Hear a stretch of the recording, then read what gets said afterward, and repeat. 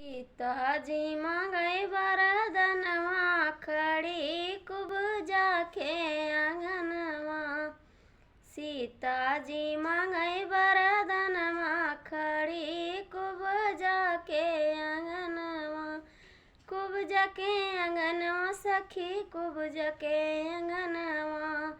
कुब जाके आंगनवा सखी कुब जाके आंगनवा। सीताजी मांगे वरदनवा खड़ी कुब जाके आंगनवा। राजा दशरथ से ससुर जो मांगई। राजा दशरथ से ससुर जो मांगई। रघुबर मांगई सजनवा खड़ी कुब जाके आंगनवा।